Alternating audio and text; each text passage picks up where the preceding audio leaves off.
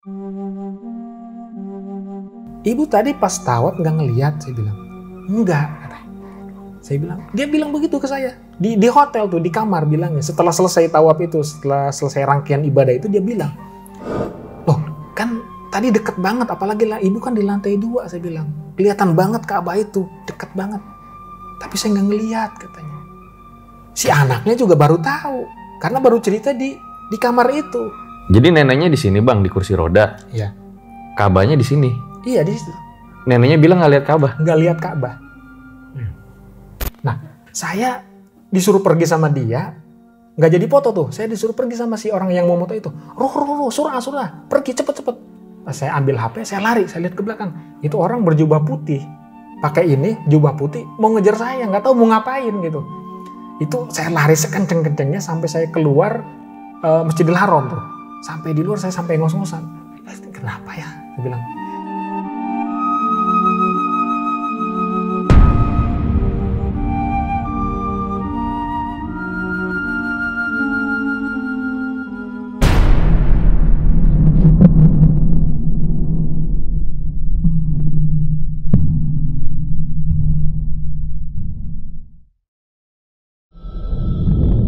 Om Ahmad, obrolan malam Jumat. Kembali lagi bersama gue Fajar Aditya, kali ini di Om Ahmad season 3. Kamu yang takut atau mereka yang lari?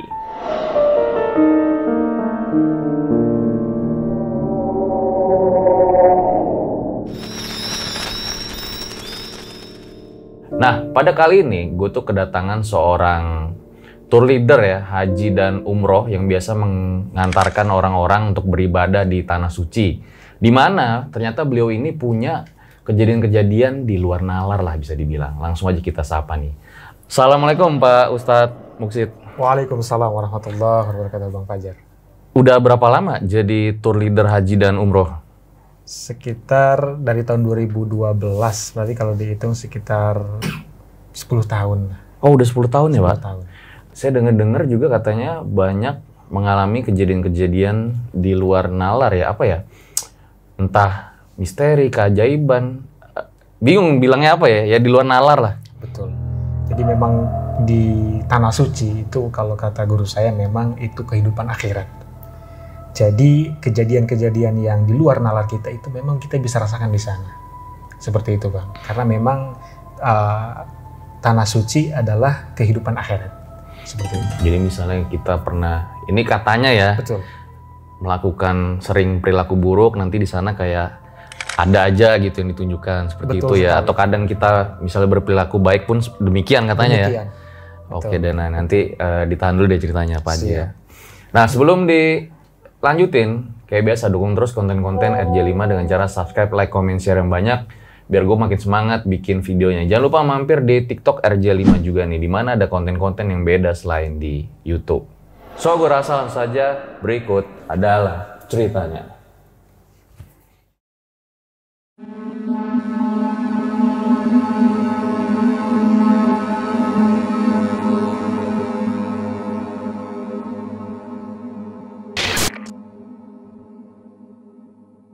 Assalamualaikum warahmatullahi wabarakatuh.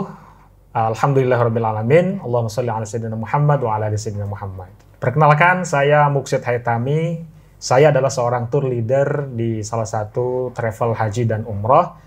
Dan selama dari tahun 2012 sampai dengan tahun ini, sampai dengan saat ini, alhamdulillah masih aktif sebagai seorang tour leader.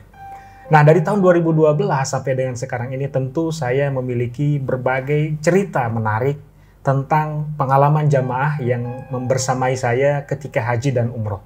Terutama ketika umroh. Salah satu cerita yang menurut saya di luar nalar saya, di luar kebiasaan, ya, di luar cerita-cerita yang lain, adalah salah satu cerita pada saat itu tahun 2018 ketika saya membawa jamaah umroh. Kira-kira kurang lebih jumlahnya adalah 23 jamaah umroh. Nah, sebut saja namanya Mega Fadilah. Ceritanya memang jamaah ini, Mega Fadilah ini orangnya dulunya adalah profesinya sebagai dukun beranak. Artinya kalau di kampung itu kalau orang mau melahirkan memang pakai jasanya dia. Jadi kalau orang melahirkan di kampung itu nggak pakai bidan, nggak pakai rumah sakit, tapi pakainya dukun beranak. Maberang kalau di istilah orang-orang sana itu namanya maberang. Ini Ibu Mega usianya berapa Pak Ustadz? Usianya 62 tahun. Oh sudah tua ya? Sudah tua, sudah cukup tua. Saat itu umroh sendiri dia, apa sama keluarganya? Saat itu umroh bersama adik iparnya. Oh. Adik iparnya. Kemudian sama suami adik iparnya waktu itu. Nah, dan saya yang menemani waktu itu berangkat ke Tanah Suci, Ibu Mega Padilla ini. Nah, pada saat di bandara kalau orang kampung, kalau orang dusun gitu mau umroh, memang banyak banget yang nganter. Itu bisa jadi 3 mobil, bahkan 1 bis. Nah, kebetulan waktu itu banyak banget yang nganter dari kampung. Karena tradisi di kampung itu kalau mau umroh itu biasa diantar oleh banyak orang. Nah, pada saat di bandara, Ibu Mega Padilla ini merasa aneh karena ada 2 orang yang dianggap menurut dia tidak baik-baik saja dalam bertetangga gitu ya. Dalam bertetangga kurang baik, tetapi dia mau mengantar gitu. Artinya dia dengan orang tersebut, dengan 2 orang yang nganter ini punya masalah. Gitu, punya masalah, kadang sering cekcok, sering ribut. Saya nggak tahu itu urusan apa ya. Kok dia nganter gitu? Dia nganter ke bandara, ada apa gitu. Nah, si Ibu Mega Padilla ini kaget, kok dia nganter gitu. Nah, saya lihat mukanya, si muka Ibu Mega Padilla ini mukanya agak kusem gitu, agak takut. Ketika ngelihat 2 orang yang nganter ini, gitu. Saya tanya, saya deketin, Bu, kok wajahnya lesu banget? Itu katanya, 2 orang nganter. Saya bilang, emang kenapa kalau dia nganter? Saya bilang gitu. Nggak tahu, saya takut katanya gitu. Itu dari sejak bandara tuh. Akhirnya jamaah itu sudah mulai masuk ke mau ke imigrasi. Nah, sebelum ke imigrasi kan kita di luar di bandara itu, di luar imigrasi kita perpisahan. Biasanya yang nganter perpisahan dengan jamaah, ada yang peluk-pelukan lah, ada yang nangis segala macam. Termasuk 2 orang yang nganter ini, yang dia takutin ini nyamperin si Ibu Mega Padilla ini dan meluknya itu di luar kebiasaan orang meluk, itu kenceng banget meluknya. Nah, si jamaah ini, si Ibu Mega Padilla ini makin takut gitu. Ini kok meluknya kenceng banget gitu. Sampai-sampai dia ngerasa ngap gitu, dipeluk sama orang ini, sama 2 orang yang dia takuti itu. Nah, kemudian singkat cerita, si Ibu Mega Padilla dengan semua jamaah itu, termasuk dengan saya yang membawa jamaah pada saat itu, kita masuk ke imigrasi, kemudian kita cek di imigrasi, lalu kita naik ke pesawat, singkat cerita, take off lah. Itu sekitar jam berapa Pak Ustadz? Kita waktu itu berangkat kurang lebih itu sore, sore sekitar jam 4 sore lah. Kita berangkat, kemudian take off-nya itu selepas maghrib. Selepas maghrib kita take off.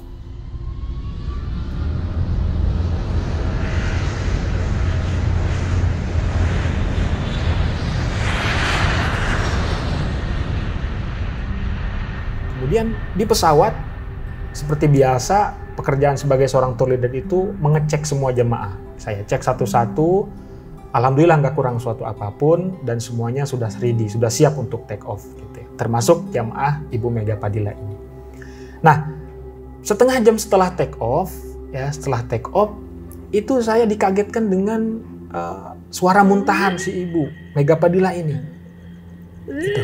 Nah, saya pikir karena si Ibu Mega Padilla ini belum pernah naik pesawat, saya pikir mungkin mabuk perjalanan gitu.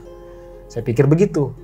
Sampai-sampai jamaah yang di sampingnya itu minta tuker meja, tuker bangku, tuker tempat duduk dengan saya. Karena setelah beberapa kali muntah itu nggak berhenti gitu. Nah, yang tadinya saya mengira itu adalah mabuk perjalanan, mabuk pesawat karena belum pernah naik pesawat, tapi kok itu terus menerus gitu, dan nggak ada yang keluar, gitu. Muntahnya nggak ada keluar? Maksudnya muntah, tapi nggak ada yang keluar gitu. Dia kayak gitu, tapi nggak ada yang keluar. Biasanya kan kalau orang muntah perjalanan mobil lah gitu kan ada yang keluarin, tapi itu nggak ada. Gitu. Sempat ada sedikit yang keluar, itu pun sedikit banget lah ya yang keluar gitu. Tapi selebihnya nggak ada sesuatu yang dia keluarkan gitu dari muntahan itu. Sampai yang samping kanan kirinya itu komplain lah ke pihak pesawat, ke pramugari gitu. Gimana ini? Akhirnya saya datengin kan sebagai tour leader, saya datengin. Oh ya udah, saya yang di sampingnya gitu, samping si Ibu Mega Padilla ini. Saya di sampingnya sampai 8 jam kurang lebih perjalanan dari Soekarno-Hatta sampai ke Jeddah. Itu saya duduk di samping persis Ibu Mega Padilla ini, dan selama itu dia muntah gitu. Dia muntah dan gak ada yang dikeluarin suatu apa-apa. Saya udah minta ke pramugari itu, minta air hangat lah, kemudian minta teh, minta segala macam. Sampai dia bingung kan, pramugari juga bingung. Ini baru kali ini ada jamaah penumpang yang seperti ini gitu. Artinya dia muntah tapi nggak ngeluarin apa-apa selama itu sampai di Jeddah gitu. Nah, yang bikin saya juga sedikit aneh gitu. Saya tanya ke ibu, kenapa bisa? Maksudnya biasa kalau perjalanan mobil atau apa memang suka begini, saya bilang. Enggak katanya. Kalau mabok gitu, mabok perjalanan paling sekali aja gitu. Tapi itu sampai 8 jam perjalanan nggak berhenti. Dan saya tinggal sambil duduk menemani Bu Mega Padilla ini, ya saya sambil istighfar aja gitu. Oh mungkin ada sesuatu lah gitu. Kalau menurut keyakinan saya ini bukan sekedar dia mabok dan lain sebagainya, tapi ada sesuatu yang tanda kutip yang dia rasakan gitu. Makanya tadi sebelum take off itu dia sudah merasakan ada sesuatu yang aneh gitu. Ada sesuatu yang aneh yang dia rasakan, makanya ke bawah sampai di pesawat gitu. Nah, lanjut ketika di Bandara Jeddah. Ketika di Bandara Jeddah itu muntahnya berhenti memang. Sudah berhenti, kemudian perjalanan dilanjutkan ke Mekah. Kebetulan di Mekah itu kami menginap di Hotel Le Méridien Tower. Jadi Le Méridien Tower itu jaraknya dari Mekah, dari Masjidil Haram ke hotel itu memang nggak terlalu jauh, tapi kita pakai shuttle bus karena kita melewati terowongan. Itu mereka terowongan, tapi naik bis itu kurang lebih sekitar 1 menit. Nah, sampai di hotel Ibu Mega Padilla ini yang saya sebutkan ini itu ngerasain lagi, dan ini ngerasainnya lebih parah karena satu. Tiba-tiba dia merasa badannya kepanasan. Ibarat kayak orang kena api gitu.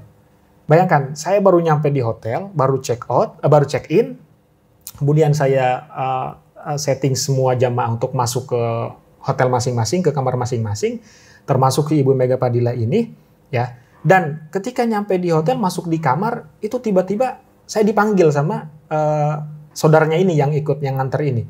Ustaz, tolong ke sini katanya. Kenapa? Ini si Ibu Mega ini kenapa? Badannya ngerasa panas katanya gitu. Aduh, saya bilang, kenapa ini? Ada apa lagi? Saya bilang gitu kan. Tadi di pesawat muntah nggak berhenti-berhenti. Terus sampai di kamar yang seharusnya kita langsung ke masjid itu dia merasa badannya panas.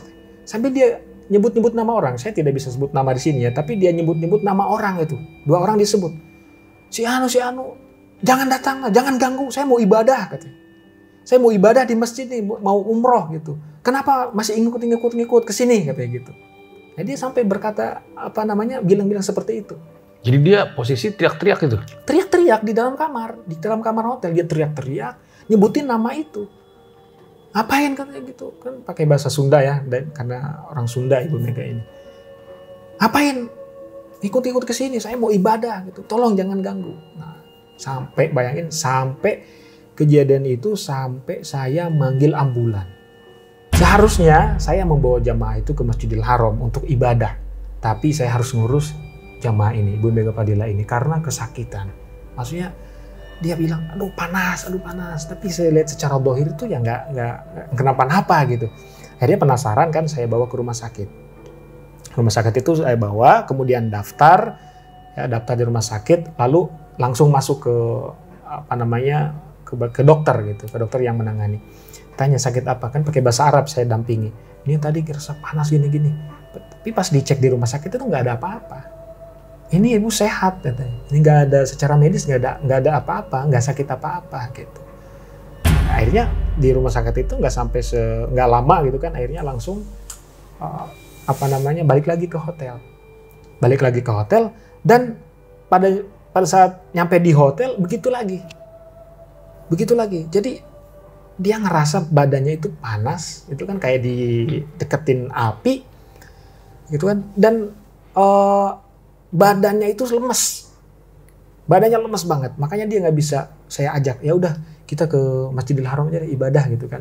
Tapi nih unik juga ya Pak Ustadz ya, begitu dia sampai di Mekah, dia merasa badannya itu panas kayak kena api. Nah, kayak setan dibacain doa ya. Iya, makanya saya aneh gitu. Makanya saya mikir, ini saya udah masuk Masjidil Haram gitu loh. Udah masuk area Mekah gitu loh. Dimana ini adalah tanah suci. Gitu kan, tanah suci. Tanah yang dijaga. Tapi kok bisa si ibu ini merasakan panas gitu kan. Tapi kemudian saya ingat bahwa memang Nabi saja dulu pernah merasakan kena sihir. Beliau dulu pernah kena sihir. Ya, kena sihir, dan makanya ada turun ayat surat Al-Falaq gitu kan. Qul a'udzu birabbil falaq ya, sampai akhir. Itu sebab penunjuknya salah satunya karena beliau dulu pernah kena sihir di Mekah itu. Nah, akhirnya yang seharusnya saya bisa mengurus jamaah yang lain gitu kan untuk ibadah karena sebagai seorang tour leader kan, akhirnya saya harus menangani si Ibu Mega ini. Gitu kan. Saya juga tidak mau meninggalkan si jamaah Ibu Mega ini karena takut gitu kan, kalau ditinggalkan sendiri di kamar, kalau cuma ditemenin sama saudaranya ini malah nanti bingung mau ngapain gitu kan. Akhirnya saya coba minta tolong orang di kampung lah gitu kan, yang memang ngerti soal dunia gaib begini gitu. Akhirnya saya telepon si orang yang ngerti ini, kemudian saya minta didoakan di sana. Kemudian lewat telepon itu dia bilang siapkan air putih. Kemudian teleponnya nggak dimatikan. Kemudian dia bacain doa dari sana. Alhamdulillah setelah dibacakan doa, kemudian saya siramkan ke badannya itu, dia merasa agak enakan lah gitu kan, agak nggak terlalu panas badannya. Dia ngerasa lebih sejuk dan mulai bisa untuk tenang. Karena tadinya nggak tenang. Teriak-teriak terus teriak-teriak. Dan nyebut nama itu yang bikin saya parno itu kan. Ini kenapa sih bilang gitu kan. Nah, boleh disebut-sebut terus gitu. Kayak dia datang ke situ. Bahkan suatu ketika dia sampai nunjuk di pojok itu. Pergi katanya gitu kan. Sampai begitu gitu kan. Saya makin parno kan, makin aneh. Ini beneran apa cuman pergi siapa? Nggak ada siapa-siapa. Nggak ada siapa. Bayangan di kamar hotel saya juga lihat kan di situ. Di pojok itu nggak ada siapa-siapa kan. Tapi dia nunjuk pergi gitu kan. Dia seolah-olah dia ngelihat gitu loh. Seolah-olah dia ngelihat orang tersebut datang ke situ gitu. Cewek cowok? Cewek cowok. Kebetulan cewek cowok yang dua ini. Karena dua ini masih saudara juga gitu. Nah, sampai ketika air itu sudah saya iniin ke badannya gitu kan, saya cipratan ke badannya, alhamdulillah tuh dia agak tenang, agak kondisinya mulai membaik lah dibanding sebelumnya dia teriak-teriak, kemudian dia nyebut nama-nama orang-orang tersebut gitu. Nah, setelah itu alhamdulillah kita bisa menjalankan ibadah ke Masjidil Haram. Sayang karena dia udah jauh-jauh datang ke Masjidil Haram untuk umroh gitu kan, tapi sampai di sana malah di kamar dan gak jelas, saya bilang gitu kan. Takut gitu kan sama orang gitu kan. Akhirnya udah bismillah kita bawa ke Masjidil Haram gitu untuk ibadah di sana gitu kan. Akhirnya bisa tuh Ibu Mega Fadilah jalanin acara pada saat itu? Bisa. Alhamdulillah. Nah, itu kan kita kalau kita dari Soekarno-Hatta ke Jeddah, kita kan sudah pakai kain ihram. Sudah niat umroh. Itu di atas pesawat, namanya di Yalamlam. Jadi 20 menit sebelum sebelum nyampe di Jeddah, gitu kan, sebelum landing di Jeddah, kita ngambil niat karena kita mau ke Mekah terlebih dahulu. Berarti posisi kita dengan jamaah itu, dengan Ibu Mega Fadilah itu sudah dalam keadaan ihram. Makanya seharusnya sudah mempercepat ibadah gitu kan. Artinya setelah sampai di Mekah itu seharusnya langsung menunaikan ibadah umroh. Tapi karena ada insiden ini, ada kejadian ini, akhirnya saya tahan dulu jamaah dengan tetap menjaga larangan-larangan ihram. Karena kalau orang sudah niat umroh, itu berlaku larangan-larangan ihram. Seperti nggak boleh misalnya mandi pakai sabun, pakai sampo, itu mencabut bulu-bulu yang ada di badan, termasuk rambut, gunting kuku, nggak boleh. Gitu kan. Kemudian kelihatan aurat itu nggak boleh. Itu kalau orang sudah niat umroh. Nah, posisinya kita sudah niat umroh kan, tinggal kita melakukan tawaf di Masjidil Haram, tapi karena ada satu ini jamaah Ibu Mega Fadilah ini yang kondisinya seperti itu, akhirnya saya mau nggak mau untuk menyelesaikan dulu gitu. Akhirnya ketahuan nggak kenapa Ibu Mega Fadilah kayak gitu? Ya, setelah diobatin tadi sama orang yang ngerti, yang by telepon itu, via telepon itu, akhirnya ya si orang itu mengatakan bahwa memang ini ada yang iseng lah, ada yang memang permasalahan di kampungnya Ibu Mega Fadilah ini belum selesai sehingga terbawalah ke tanah suci. Gitu. Gimana caranya dia nggak tenang nih ibadahnya? Gimana caranya dia ibadahnya nggak lancar? Siapa yang Pak Ustadz? Ya? Ketahuan orangnya? Ya, ada ketahuan. Tapi saya nggak bisa berani nyebut nama di sini. Memang orangnya nggak jauh-jauh dengan si Ibu Mega Fadilah ini. Bahkan masih ada ikatan saudara. Jangan-jangan yang tadi tuh yang datang ke bandara tuh? Ya bisa jadi. Bisa jadi. Dan yang disebut-sebut itu memang orang itu. Yang disebut-sebut di Mekah itu sama si Ibu Mega Fadilah itu ya orang itu. Yang masih satu kampung dengan dia. Yang tadi dari awal dia udah risih. Iya. Jadi ketika di bandara itu, makanya saya lihat mukanya kok takut banget. Saya kan pucet gitu. Kenapa? Saya bilang, itu ganter katanya. Oke. Ya, jadi setelah kejadian itu, artinya setelah diobatin lah gitu kan, kemudian dia sadar, artinya nggak panas lagi, kemudian nggak teriak-teriak lagi, nggak nyebutin orang-orang itu lagi, ya kita melakukan ibadah dengan normal gitu. Ada lagi Pak Ustadz yang kejadian-kejadian di luar nalar?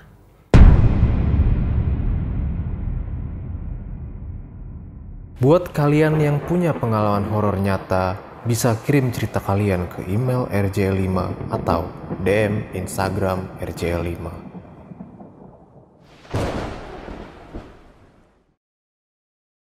Ada lagi nih kisah yang menurut saya juga di luar nalar. Ini sih kejadiannya di tahun 2015. Lebih lama dari yang tadi. Jadi ceritanya saya membawa jamaah Ibu Jamilah ini. Beliau ini tinggal di daerah Jawa Barat lah, daerah Bogor.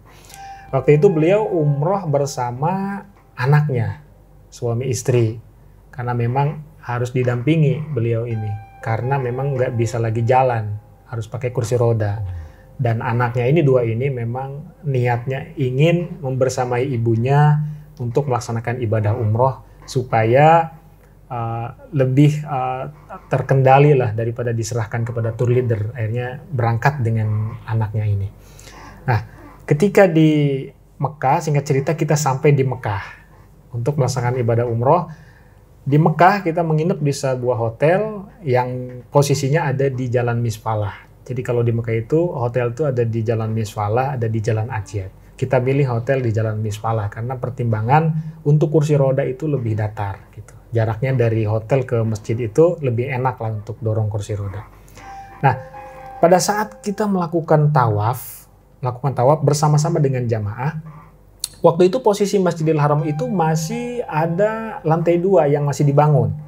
Jadi orang atau jemaah yang pakai kursi roda itu tawafnya di lantai 2. Beda dengan jamaah umroh yang normal, yang sehat. Itu tawafnya di lantai bawah, dasar, di Ka'bah. Nah, pada saat umroh, kita melakukan tawaf seperti biasa. Saya membimbing jamaah yang di bawah itu. Dan jamaah yang pakai kursi roda itu di atas. Dengan satu orang mutawib juga. Ada yang nemenin di sana. Nah, pada saat tawaf 7 putaran selesai, kemudian sa'i, lalu kemudian setelah sa'i selesai kita tahallul, setelah tahallul selesai kita kembali ke hotel. Itu kembali ke hotel tengah malam, karena biasanya kita tawaf itu pada saat tengah malam, ya sekitar jam 12, kemudian selesai jam setengah 2. Karena waktu tawaf itu, waktu umroh itu sekitar 1,5 sampai 2 jam baru selesai. Nah, sampai di hotel, kita istirahat semua. Nah, saya mau istirahat waktu itu di hotel, tiba-tiba saya diketok oleh anaknya. Kamar saya diketok oleh anaknya. Ya, Assalamualaikum katanya. Saya bilang waalaikumsalam. Dia bilang, Ustaz, bisa ke kamar ibu saya nggak? Ada apa Pak? Ya udah ke sana Pak, bisa nggak? Dan akhirnya saya samperin ke sana. Kenapa? Saya bilang gitu kan ke si ibunya.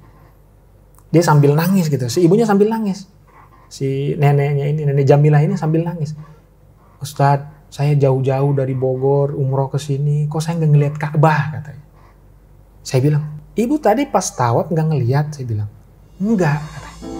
Saya bilang, dia bilang begitu ke saya. Di hotel tuh, di kamar bilangnya. Setelah selesai tawaf itu, setelah selesai rangkaian ibadah itu, dia bilang, loh kan tadi deket banget, apalagi lah ibu kan di lantai 2, saya bilang. Kelihatan banget Ka'bah itu, deket banget. Tapi saya nggak ngelihat katanya. Si anaknya juga baru tahu, karena baru cerita di kamar itu. Dia bilang, jauh-jauh dari Bogor saya umroh ke sini, tapi saya nggak ngelihat. Padahal ibunya itu bisa ngelihat kan? Bisa ngelihat normal, cuman memang jalannya di kursi roda gitu, didorong. Gitu. Nah, ya udah saya bilang gini. Saya anterin lagi nih. Saya anterin lagi tawaf. Saya bawa, saya ajak tuh anaknya yang suami istri saya ajak. Ayo Pak, saya bilang, temenin saya mau ajak ibu ini untuk tawaf di Ka'bah lagi. Nah, langsung tuh orang istirahat kan, saya langsung bawa isi ibu Jamilah ini, si nenek Jamilah ini ke Masjidil Haram untuk tawaf. Karena takutnya kan, apalagi udah nangis-nangis begitu. Berarti kan, ini posisi masih jam 2 jam 3 pagi ya? Jam 2 jam 3 pagi. Ya waktunya untuk istirahat lah gitu kan, sebelum subuh. Akhirnya saya bawa lagi tuh, saya dorong lagi. Kali ini saya yang dorong. Kalau tadi kan si anaknya yang dorong, 2 orang. Saya dorong tuh. Saya dorong. Putaran pertama memang si ibu biasa aja, diem gitu. Saya nggak tanya. Saya diemin gitu. Nah, pas putaran ketiga, pas lurus dengan Hajar Aswad, saya berhenti. Saya berhenti, saya tanya. Nek, saya bilang, kelihatan nggak Ka'bah? Enggak, katanya. Itu Ka'bah yang hitam itu, yang gede banget itu, kelihatan nggak? Dia diem tuh, dia diem. Langsung dia nangis. Ya Allah, gitu kayak orang baru ngelihat sesuatu dan ngerasa terharu gitu. Ya Allah, saya baru lihat itu Ka'bah, ya Allah gede banget, ya Allah. Pokoknya nangis lah di situ. Saya, anaknya 2 orang itu sama si nenek itu, dia nangis. Saya nggak lanjutin dulu tuh, saya nggak lanjutin tawaf dulu. Saya biarin dulu si nenek itu di situ, ngelihat gitu kan. Sambil nangis-nangis itu, ya Allah, dia sambil, ya Allah ampuni saya, ampuni dosa saya, ampuni segala. Pokoknya dia di situ nangis sambil begitulah dia berdoa begitu, minta diampuni dosa, minta ini, minta itu. Kemudian setelah selesai, saya tanya lagi, gimana Nek, udah kelihatan Ka'bahnya? Udah, alhamdulillah, terima kasih ya Ustadz udah dianterin katanya. Yang tadi saya benar-benar nggak lihat, yang foto pertama katanya gitu. Ini saya baru ngelihat Ka'bah ini di sekarang ini katanya, setelah dianterin yang kedua. Gitu. Memang sebelum di jalan itu dari hotel sampai ke Masjidil Haram, memang saya suruh si nenek ini banyak istighfar, banyak sholawat. Dia bilang banyak istighfar, ingat apa dulu pernah ngapain, pernah punya dosa sama siapa, sama tetangga. Barangkali itu yang menghalangi mata kita tidak bisa ngelihat Ka'bah, saya bilang begitu. Nah setelah bisa melihat itu, ya saya lanjutin lagi tawaf itu si nenek itu kan. Nah saya tanya, sampai di hotel saya penasaran. Ini kan udah selesai tuh dia tawaf, udah selesai, udah balik, udah ke hotel, saya tanya, emang Nek kenapa tadi nggak ngelihat Ka'bah? Orang-orang pada bisa ngelihat Ka'bah, emang Nenek pernah punya apa, punya salah apa gitu kan? Oh iya, memang menurut cerita beliau, memang saya dengan tetangga itu kurang akur gitu. Saya pernah sering banget dengan tetangga itu cekcok, nyakitin tetangga ini. Mungkin ketika mau berangkat itu sudah belum sempat untuk taubat, untuk minta maaf dan lain-lain, makanya mungkin ngerasainnya di Mekah, di Masjidil Haram itu. Makanya orang kalau mau berangkat umrah itu kan sudah ada suka ada walimatu safar. Jadi ngumpulin tetangga, saudara, datang ke rumahnya, selamatan lah. Kalau ada yang punya utang, ada yang punya salah, minta maaf di situ, saling bebasin baru berangkat. Insya Allah nggak ada apa-apa. Mungkin si nenek itu lupa pada saat mau berangkat, lupa minta maaf dengan tetangga sebelah kanan kiri, depan belakang, sehingga mungkin ngerasain hal seperti itu di sana. Itu kejadian yang saya alami ketika tahun 2015, bahwa jamaah yang benar-benar depan mata kepala saya tidak bisa melihat Ka'bah. Dulu sih saya nggak percaya. Nggak mungkin lah orang di Mekah nggak mungkin nggak bisa ngeliat Ka'bah. Bercanda apa gimana iya, neneknya? Bercanda. Mungkin depan percis kan? Persis depan. Neneknya di sini, ya Ka'bahnya depannya. Depannya deket banget posisinya gitu. Ternyata memang ada kejadian dan itu saya alami dengan jamaah yang pernah saya bawa itu.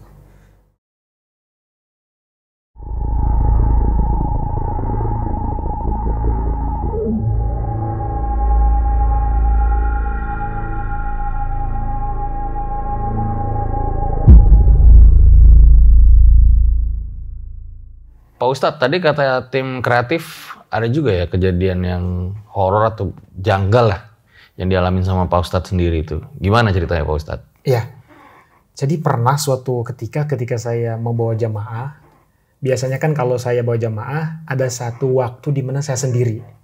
Jamaah udah selesai nih, misalnya untuk melaksanakan ibadah umroh, udah kembali ke hotel. Saya biasanya memang iseng, maksudnya bukan iseng, saya pengen sendiri ke Masjidil Haram gitu. Saya pengen sendiri ke Masjidil Haram untuk melaksanakan ibadah gitu. Waktu itu saya pengen tawaf tuh. Saya pengen tawaf di Masjidil Haram.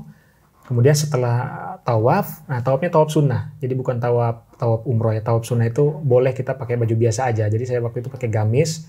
Tawaf di sekitar Ka'bah, di Ka'bah 7 putaran. Setelah tawaf saya udah selesai aja. Ini posisi jam berapa Pak Ustadz? Itu malam, tengah malam. Jadi pada saat orang udah tidur, saya bisa keluar gitu. Sepi nggak ada orang ya? Sesepi-sepinya di sana, justru ramai di sana. Kalau tengah malam nggak terlalu sepi. Nah, saya selesai tawaf, saya mau pulang ke hotel. Nah, mau pulang ke hotel. Nah, pada saat mau pulang ke hotel, saya minta tolong sama orang. Gitu. Minta dipotoin di dalam masjid, bukan di dekat Ka'bah, tapi di Masjidil Haram, di lorong gitu. Jadi ada tiang-tiang gitu kan. Nah, saya minta foto di situ. Di belakang saya ada Al-Quran lah gitu yang disusun gitu. Saya pengen foto di situ. Tiba-tiba saya minta tolong sama orang dipotoin. Tiba-tiba si orang yang motoin tuh ngasih kode ke saya. Ruh katanya. Pergi. Karena kalau bahasa Arab kan ruh itu kan pergi. Tapi HP saya gitu. HP. Nah, saya disuruh pergi sama dia. Nggak jadi foto tuh, saya disuruh pergi sama si orang yang mau moto itu. Ruh, surah, pergi cepet. Saya ambil HP, saya lari, saya lihat ke belakang. Itu orang berjubah putih, pakai ini jubah putih, mau ngejar saya, nggak tahu mau ngapain gitu. Itu saya lari sekenceng-kencengnya sampai saya keluar Masjidil Haram tuh. Sampai di luar saya sampai ngos-ngosan. Kenapa ya? Saya bilang itu orang, maksudnya saya nggak tahu itu siapa yang pakai jubah putih itu yang ngejar saya itu, nggak tahu. Kayak gimana emang yang dilihat yang ya, ngejar? Sosoknya putih itu pakai imamah. Jadi saya pas mau foto itu putih aja semua putih gitu. aja gitu. Nggak tahu apa saya nggak boleh foto di situ gitu kan? Apakah saya ada niat dalam hati saya pengen upload setelah foto gitu kan? Apa dia itu nggak boleh gitu kan? Tinggi memang. Tinggi. Pokoknya kalau kita kenal orang-orang Turki, orang-orang Afrika kayak gitulah. Maksudnya badannya tinggi, besar gitu. Tapi dia putih, pakainya putih, pakai imamah putih gitu. Nah, saya kan sempat nengok ke kanan gitu karena si orang yang moto itu dia sempat ngasih kode. Tuh gitu kan pakai tunjuk. Ruh. Saya mau ambil apa, saya langsung lari gitu. Itu dikejar terus sampai luar tuh. Nah, sampai luar enggak. Jadi pas di masjid saya baru masih kelihatan tuh. Pas di dalam masjid saya masih ngelihat dia ngejar gitu. Cepet banget saya lari keluar. Sampai di luar di pelataran Masjidil Haram. Saya berhenti kan. Saya nengok apa. Nggak ada orang ya. Udah nggak ada. Itu di dalam masjid doang. Nah, itu mungkin yang sejauh atau selama saya menjadi seorang ternyata mungkin itu yang kejadian yang menimpa saya. Yang itu misteri juga ya. Siapa ya? Nggak tahu saya. Apa pengen foto bareng kali selfie maksudnya? Karena si orang yang mau motoin saya itu ngasih kodenya ruh. Suruh pergi cepet gitu, nggak tahu. Nah, saya keinget cerita guru saya dulu. Guru saya itu kan pernah di sana di Mekah itu 5 tahun. Beliau itu berdiri selama 5 tahun di pintu Masjidil Haram. Jadi beliau pernah punya guru yang guru itu datang itu setiap datang ngajar mukul gitu. Ngajarnya tuh mukul gitu kan. Habis itu pergi, nggak ada lagi. Habis datang. Jadi saya juga di luar nalar ya, di luar pikir logika biasa gitu. Oh, ada guru tapi datang sesekali, tiba-tiba datang itu misalnya pukul pakai apa gitu, pakai pentungan. Tapi dia langsung hilang lagi. Nah, setelah saya pelajari memang ada namanya guru sir namanya. Guru rahasia. Jadi ya bukan sembarang guru lah. Kita ada namanya memang dunia wali lah gitu kan, dunia waliullah. Mungkin itulah dunia waliullah itu, sehingga bagi orang seperti kita, seperti saya, seperti orang awam nggak bisa mengetahui hal-hal seperti itu, detailnya seperti apa. Tapi saya pas kejadian dikejar itu, saya keingetnya ke situ gitu, cerita guru saya di Masjidil Haram begitu. Tapi baik lagi ya, nggak tahu lah ya, walau alam ya. Walau alam gitu mau ngapain, tapi saya lari kencang banget lah pokoknya itu. Karena takut juga saya, takut juga dikejar orang di dalam masjid itu. Takutnya polisi, bukan polisi. Ke polisi kan jelas bajunya kan coklat, askar itu. Tapi ini kan bajunya. Nah Pak Ustadz, saya dengar juga katanya pernah ada ya orang yang melakukan kebaikan tapi ketika di sana itu dia mendapat kebaikan itu juga. Oh sangat banyak itu yang cerita-cerita kebaikan orang yang berbuat baik di sini kemudian merasakan cash di sana itu banyak banget. Ada yang mana ceritanya Pak Ustadz? Nah pernah saya punya teman waktu itu kerja di Waskita dalam program perluasan Bandara 3. Teman saya ini memang sejak di pondok rajin ibadah. Sholat tahajudnya rajin, puasa sunnahnya, Senin Kemisnya rajin. Sehingga pada saat keluar pondok, dia direkrut sama bosnya Waskita yang di bandara itu, perluasan Bandara 3. Beberapa kali saya diundang ke tempat dia di bandara, sampai pada akhirnya ketika saya sampai di sana, dia mengutarakan ingin umroh. Gitu kan. Akhirnya dapat rezeki diumrohkan sama bosnya. Nah, kemudian dia bilang, aduh saya ingin sama ibu saya, gitu kan. Dia cerita ke bosnya, Pak kalau saya sendiri nggak bisa, saya ingin sama ibu saya, gitu kan, umrohnya. Oh ya udah, sekalian sama ibu saya, gitu kan. Sekalian sama ibu kamu maksudnya gitu kan, sama ibu kamu berangkat ke sana ke Tanah Suci. Akhirnya saya urus segala macam dokumennya. Lalu pada saat saya ke Bogor, karena beliau ini orang Bogor, orang Ciomas, saya samperin ke sana. Memang rumahnya di atas, gitu kan. Agak tinggi bukit gitu kan. Saya naik ke atas, waktu itu saya nganter peralatan sambil manasik sebelum berangkat umroh. Nah sampai di sana ceritalah si orang tua dari teman saya ini, si ibu kerjanya apa? Oh saya mah berang, saya mah dukun beranak, saya mah kalau ada orang ngelahirin saya bantu. Gitu kan, ada orang nggak sempat ke puskesmas saya bantu, dan saya juga kerjasama sama dokter sama puskesmas kalau ada yang lahirin pasti saya tangani terlebih dahulu gitu. Jadi beliau ini nggak kenal waktu gitu kan, jam berapapun dipanggil sama orang pasti datang. Terus orang kalau sakit apapun butuh pijitan, beliau datang untuk mijit, untuk ngasih bantuan. Nah pada saat berangkat umroh di sana, di Mekah dan di Madinah, Masya Allah luar biasa beliau ini. Jadi kalau kita umroh itu ada yang ngasih misalnya tasbih, kurma itu biasa kan. Karena memang banyak orang yang berbuat baik di sana. Tapi si ibu ini sampai dikasih real, sampai dikasih kerudung, dikasih jilbab, dikasih gamis. Kalau dikasih makanan udah banyak lah. Itu bayangkan setiap hari. Setiap hari dikasih. Sama banyak orang gitu? Iya sama banyak orang. Jadi orang tuh nyamperin ke si ibu itu. Ketika di masjid, misalnya di Masjid Nabawi, si ibu ini sholat di Masjid Nabawi, itu disamperin sama orang dan dikasih gitu. Dikasih sesuatu, dikasih hadiah. Kan hadiah, ini hadiah. Itu. Sampai di, bukan cuma di Madinah ya, di Masjid Nabawi, tapi di Masjidil Haram, di Mekah juga begitu. Jadi dikasih sesuatu, dikasih hadiah sama banyak orang. Gitu. Saya bilang, ibu ini adalah hasil daripada apa yang ibu tanam di Indonesia, saya bilang gitu. Karena ibu senang membantu orang, senang berbuat baik sama orang, makanya Allah kasih, Allah balas langsung nih di Tanah Suci. Saya bilang begitu. Gitu. Karena memang kehidupan, saya bilang tadi, kehidupan di Tanah Suci itu adalah kehidupan akhirat gitu. Jadi siapa orang yang berbuat baik di tanah air, itu pasti akan dia rasakan di tanah suci. Memangnya suka berbuat apa itu ibu tersebut? Itu selalu suka menolong orang. Ibu itu suka menolong orang. Pokoknya kalau orang mau melahirkan pasti beliau bantu, dan nggak mengharapkan bayaran, nggak mengharapkan imbalan dan lain-lain. Oh iya. Iya. Jadi dia membantu melahirkan tidak dibayar ya? Tidak dibayar. Jadi ikhlas dia Ikhlas membantu. aja ya? Betul. Jadi mungkin itulah, karena keikhlasan itulah dia membantu orang, sehingga di tanah suci dia betul-betul dilayani sama orang lain gitu kan. Dikasih hadiah, dikasih sesuatu, bahkan dikasih uang, dikasih real gitu. Itu Bang, kisah yang salah satu jemaah yang pernah berangkat umroh bersama saya gitu. Mantap.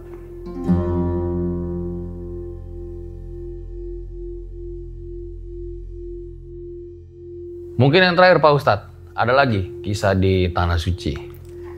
Nah ini sih saya dapat cerita dari teman. Ketika dia melaksanakan ibadah umroh, kebetulan teman ini adalah perempuan. Dia bekerja di satu travel tersebut, dan waktu itu dia berangkat bersama yang punya travel, perempuan. Nah, menurut teman saya ini, dia bercerita bahwa memang si owner travel ini kebangetan lah.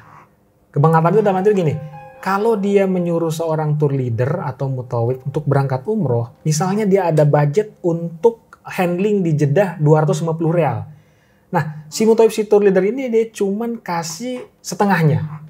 Nah, setengahnya lagi itu dia, seorang mutawif dan tour leader harus berdebat dulu dengan tim handling ada di Mekah itu, yang ada di Jeddah itu. Gimana caranya supaya bisa dibayar setengah itu, nego gitu.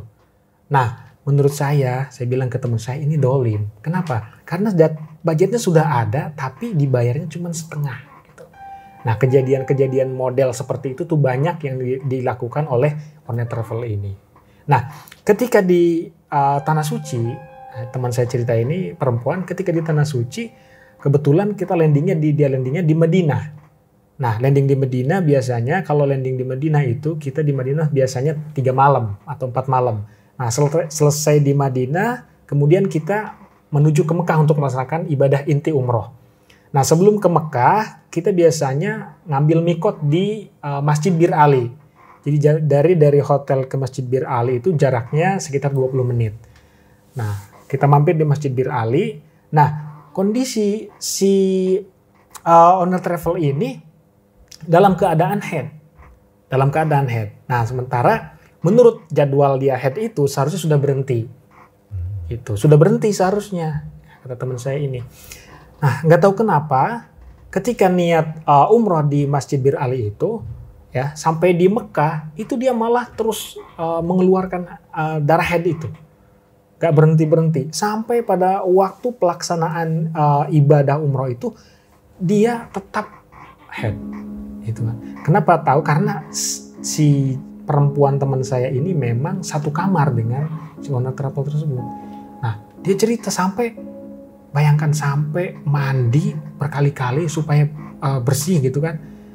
Kemudian tisu sampai habis gitu untuk supaya darahnya itu nggak terlalu banyak keluar. Tapi ternyata terus keluar sampai pada saat waktunya tawaf dia nggak berhenti terus keluar darah itu, tetapi dia memaksakan terus untuk.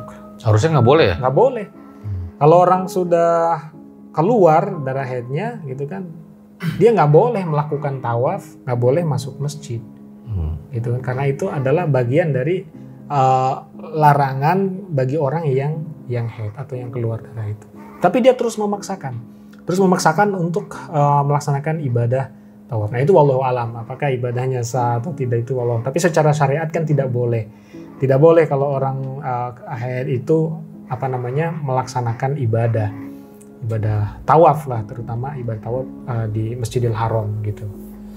Nah, itu mungkin pelajaran yang bisa diambil adalah bahwa apapun yang kita lakukan kepada orang lain, ya bentuk dari kedoliman kita kepada orang lain itu yakin pasti dibalas di Tanah Suci. Dan saya yakin itu adalah karena keegoisan atau karena kesombongan atau karena keangkuhan orang tersebut, sehingga itu yang dia dapatkan di Tanah Suci. Mungkin Allah sedang menguji orang tersebut. Hei, kamu ini manusia, jangan sombong, jangan angkuh kepada sesama, kepada bawahanmu, kepada karyawanmu, jangan terlalu sombong, jangan terlalu sombong lah gitu, sehingga nanti kamu akan merasakan apa yang kamu umpatkan kepada karyawan itu. Menurut saya sih seperti itu. Jadi pesannya adalah bahwa ketika kita berbuat senonoh, berbuat yang tidak mengenakan kepada orang lain, itu akan kita rasakan nanti di tanah suci. Itu seperti itu sih Bang, menurut saya. Tapi ya walau alam juga ya Bang. Oke, nanti bakal banyak pertanyaan di closing.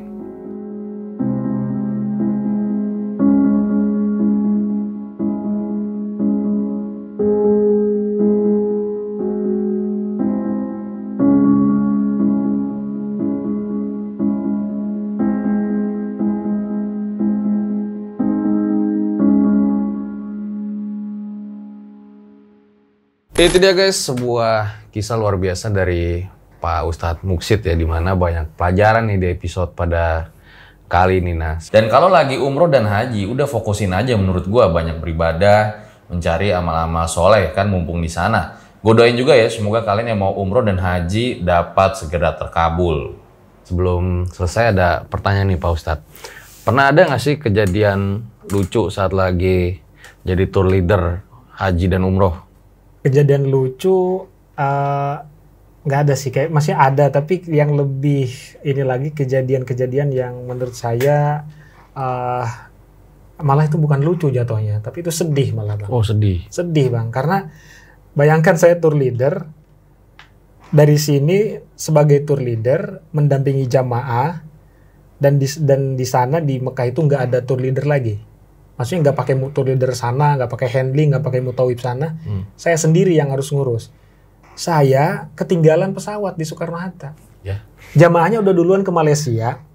Itu saya ketinggalan pesawat, bayangkan. Itu jamaah saya, dalam pikir saya, aduh kebingungan pasti di sana. Karena saya tour leader, sebagai tour leader, saya justru ketinggalan di Soekarno-Hatta. Gitu. Akhirnya saya cari tiket go show yang harganya mahal, dapat waktu itu 4 juta. Akhirnya saya nyusul ke Malaysia, karena waktu itu kita transit dulu di Malaysia. Tapi sampai di Malaysia, itu bayangkan 5 hari tertahan di Malaysia itu. Gara-gara? Gara-gara tertipu tiket. Ini kejadian yang... Kok bisa ketipu? Ya itu kembali lagi ke owner travel yang mencari harga murah, tapi tidak melihat kredibilitas orang yang jual tiket. Jadi sembarangan beli tiket murah, akhirnya dapat tiket. Pada saat tiket mau check-in di Malaysia, ternyata tiketnya nggak ada di sistem, bodong semua. Bayangkan, itu jemaah di Malaysia terkatung-katung 5 hari, nggak tanggung-tanggung. Sampai pindah 2 kali hotel di Malaysia. Dan akhirnya sama udah 5 hari, baru bisa berangkat dengan pesawat kecil yang itu, saya ingat waktu itu pesawat Portugal. Pesawat Portugal. Tapi kalau cerita lucu ada sih. Ada satu bawa jamaah, nenek-nenek, itu dari kampung, semenjak dari sini, itu nggak mau jauh dari saya. Dia ngomongnya selalu begini, Ustadz kalau di sana nanti saya bawa tali rapia ya. Saya mau ikat tali rapia ke Ustadz, terus saya pegangin, biar saya nggak hilang katanya. Itu benar, sampai di Tanah Suci, itu saya diikat sama nenek itu. Ketika tawaf bisa diikat. Jadi tali rapia, ini dia benar-benar bawa tali rapia, diiketin ke saya, ke kain ihram, terus dia pegangan tali rapia. Itu yang kejadian nggak pernah saya lupa sekarang. Jadi ditanya sama saya, kenapa harus begini? Iya pokoknya saya harus begini karena saya takut hilang katanya. Saya takut hilang, makanya saya pakai tali rapia katanya gitu. Iya. Tapi mungkin itu kejadian. Pak Ustadz tadi kan ngomong masalah ketipu ya. Ini mungkin buat yang nonton juga. Modus-modusnya bisa gimana sih? Itu yang tour travel nipu itu. Nah, tour travel nipu itu biasanya gini. Kalau dari sisi jamaah ya, ini tipu-tipu dari sisi jamaah, orang yang mau umroh. Oh, dari jamaahnya nih? Dari jamaahnya malah. Bukan dari turnya? Iya, maksudnya kalau dari sisi jamaah ada, dari sisi tour travelnya juga ada. Nah, kalau misalnya dari sisi tour travel udah jelas. Travel yang memang tidak punya izin, gitu kan. Travel tidak punya izin dari Kemenak, itu harus diwaspadai. Artinya tidak punya. Oh, jadi kalau mau ke sana itu harus lihat yang punya izin? Punya izin. Oh. Nah, kemarin saya terakhir baru saja ikut workshop dengan perwakilan dari Kemenag. Sampai dengan saat ini itu sudah ada sekitar 50 jamaah lebih yang terkatung-katung di di bandara. Itu karena mungkin korban dari travel yang tidak bertanggung jawab. Dan salah satunya adalah travel yang perlu dihindari itu ya kalau dia tidak punya PPIU. Gitu. PPIU itu izin dari Kementerian Agama. Ya, jadi perusahaan penyelenggara ibadah umroh. Dia kalau tidak punya izin dari Kemenag, itu riskan. Kalau di investasi OJK lah, ini Kemenagnya gitu ya. Kalau umroh kan kalau izin kalau makanan ada label MUI-nya. Gitu. Nah kalau travel ini kan ada izin dari Kementerian Agama, izin haji ada, izin umroh ada. Gitu. Oh ya Ustadz, ini kan tour leader juga ya. Tour leader. Ada mau promo mungkin? Katanya ada channel YouTube juga. Ya, terima kasih para fans RJ5 channel yang sudah menyaksikan video ini. Mudah-mudahan tadi betul disampaikan oleh Bang Fajar, khudmah sofa da'ma kadar. Jadi ambil yang baik, tinggalkan yang buruk. Tapi ini jangan dipraktekkan di masjid. Ambil yang baik, tinggalkan yang buruk. Ambil sendal cakep, dia bawa sendal jelek. Pantesan tuh. Tapi alhamdulillah sendal sih aman ya. Ya itu sahabat sekalian, jadi terima kasih sudah menyaksikan video ini. Saya sebagai tour leader, mungkin di sini teman-teman dari subscribernya RJ5 ingin melaksanakan ibadah umroh, boleh hubungi saya di channel Muksid Haitami atau di nomor saya. Nanti di deskripsi. Di deskripsi video. Atau langsung di IG aja kali. Jangan langsung apa nomornya mau di-share juga? Boleh. Oke. Iya. Ya udah nanti. Itu berarti udah ada izin Kemenak ya? Udah, BS Travel. Ini nih. Nanti linknya ada di deskripsi. Gue rasa demikian episode pada kali ini. Gue Fajar Aditya, Pak Ustadz undur diri. Ciao.